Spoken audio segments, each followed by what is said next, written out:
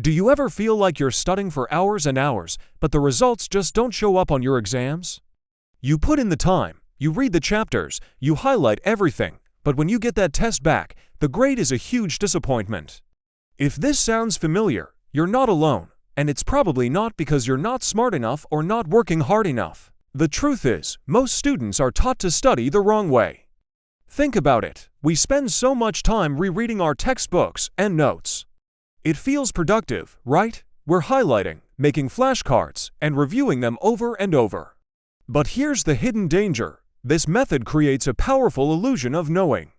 You become familiar with the material, but you don't truly understand it. It's like recognizing a song's melody without knowing any of the lyrics or what the song is even about.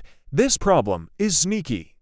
It doesn't show up when you're cozy in your room with your books open. It waits. It waits until you're in the middle of a high-pressure exam, or when a professor asks you a question in class, or maybe years later when you're in a job interview. Suddenly, the question isn't just about repeating a definition.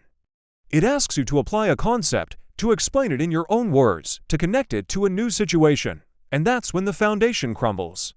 Your brain searches for the answer, but all it can find is the vague memory of a highlighted sentence.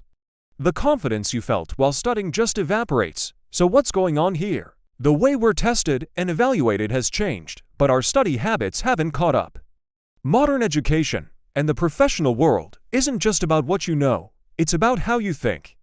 It rewards critical reasoning, problem solving, and the ability to interpret information, not just spit it back out. Relying on memorization is like training for a marathon by only practicing the first 100 meters. You'll feel great at the start, but you're setting yourself up for a painful collapse when the real challenge begins. This learning loss doesn't happen overnight. It's a slow burn. Every time you reread a chapter, instead of actively testing yourself, you're reinforcing a weak learning strategy. Every time you look at the answer on a flashcard without genuinely trying to recall it first, you're tricking yourself. The cost builds up over time, hidden from view, until the bill comes due on exam day.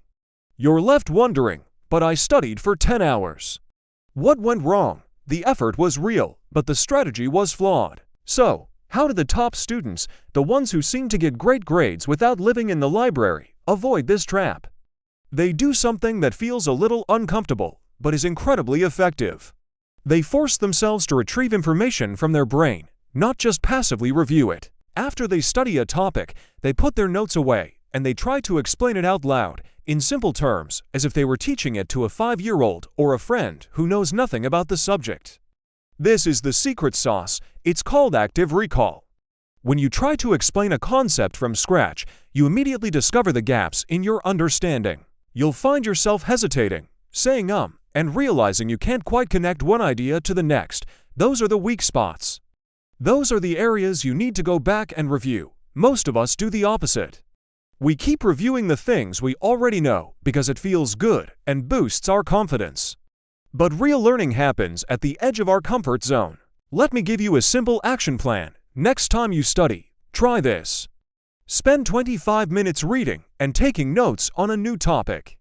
Then, for the next 10 to 15 minutes, close your book, turn over your notes, and write down or say out loud everything you can remember. Explain the main ideas, the key terms, and how they connect. Be honest with yourself. Where did your explanation break down? What were you fuzzy on? Now, open your book again and focus specifically on filling those gaps. This method might feel slower and harder than just rereading, but you are building real, durable knowledge. You're retraining your brain to do exactly what it will need to do during an exam: retrieve and apply information. Ignoring this shift in how we need to learn is easy to do today. It feels safe to stick with old habits. But it's a decision that becomes incredibly expensive later on. The cost isn't just lower grades. It's lost time, shattered confidence, and missed opportunities down the road. The students who adapt their study methods early aren't just protecting their GPA. They're investing in their future success. They're rebuilding a mind that can think critically and solve complex problems, the exact skills that will define their careers. So I challenge you to try it. Ditch the passive highlighting and start actively testing yourself. It might be uncomfortable at first, but the long-term payoff in your grades and your confidence will be more than worth it. Thanks for watching, and if you found this helpful, Make sure to like and subscribe for more tips on how to learn smarter, not just harder. See you in the next one.